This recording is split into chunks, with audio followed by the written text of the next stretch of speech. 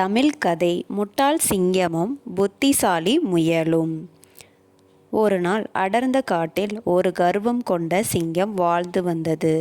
நான் தான் இந்த காட்டுக்கு ராஜா என்ற கர்வத்துடன் அந்த சிங்கம் காட்டில் வாழ்ந்து அனைத்து மிருகங்களையும் வேட்டையாடியது. மற்ற சிங்கங்கள் உணவுக்காக வேட்டையாடும். ஆனால் இந்த சிங்கம் பொழுதுபோக்கிற்காக வேட்டையாடியது. இதனால் காட்டில் வாழ்ந்த மற்ற மிருகங்கள் சிங்கத்தின் மீது கோபம் கொண்டன. ஒவ்வொரு நாளும் சிங்கம் பல மிருகங்களை வேட்டையாடியது. இதனை கண்ட மற்ற மிருகங்கள் மிக்க பயத்துடன் வாழ்ந்து வந்தன.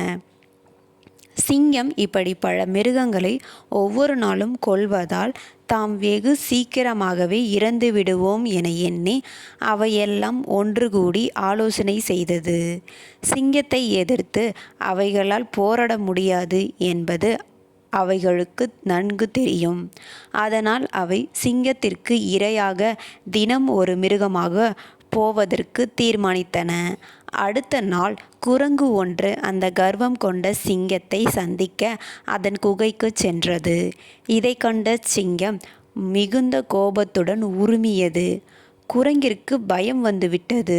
சிங்கம் குரங்கை பார்த்து, "உனக்கு என்ன துணிச்சல் இருந்தால் என் குகைக்கு வந்திருப்பாய்" என்றது. அதற்கு குரங்கு, "எல்லா மிருகங்களும் தினம் ஒருவராக உங்கள் குகைக்கு இரையாக வருகின்றோம்" என தெரிவித்தன. அதனால் சிங்கராஜா, "இரை தேடி அலைய தேவையில்லை. ஏன் இந்த முடிவு?" என்றது சிங்கம்.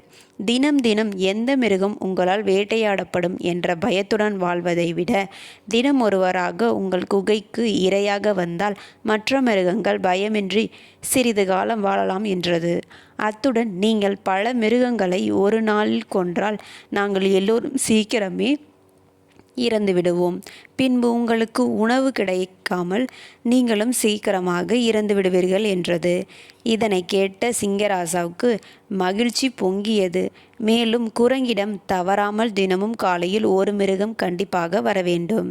இல்லையென்றால் அனைவரும் வேட்டையாடி விடுவேன்" என்றது சிங்கம்.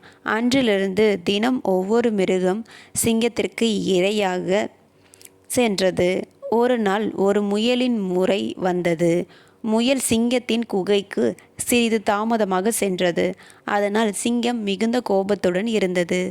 சிங்கம் முயலை பார்த்து, "நீ ஏன் தாமதமாகினாய்?" என கர்ஜித்தது.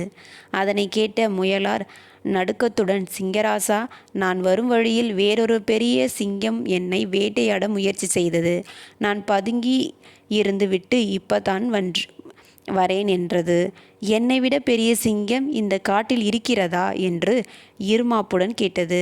அதற்கு சிங்கராஜா, "வாருங்கள், காட்டுகிறேன்" என்று சிங்கத்தை அழைத்துச் சென்று ஒரு கிணற்றை காட்டி, இதற்குத்தான் அந்த பெரிய சிங்கம் இருந்தது என்று கூறியது. அதனை நம்பிய சிங்கம் கிணற்றை எட்டி பார்த்தது. அப்போது சிங்கத்தின் நிழல் வேறொரு சிங்கம் கிணற்றினுள் இருப்பது போல் தெரிந்தது. சிங்கம் அதை பார்த்து கர்ஜித்தது. பிம்பமும் கர்ஜித்தது. சிங்கத்திற்கு ஆத்திரம் பொங்கியது. "இதோ பார், உனக்கு ஒரு முடிவு கட்டுகிறேன்" என கூறிக்கொண்டே கிணற்றினுள் பாய்ந்தது. சிங்கம் கிணற்று நீரில் மூழ்கி மாண்டது. முயல் துள்ளி குதித்து வெற்றியை மற்ற மிருகங்களிடம் சென்று கூறியது. காட்டில் கொண்டாட்டம் தொடங்கியது. முயலின் சமயோசித முயற்சியால் மற்ற மிருகங்கள் காப்பாற்றப்பட்டன. கதையின் நீதி: முயற்சியும் திறமையும் இருந்தால் எதையும் வென்றுவிடலாம். நன்றி.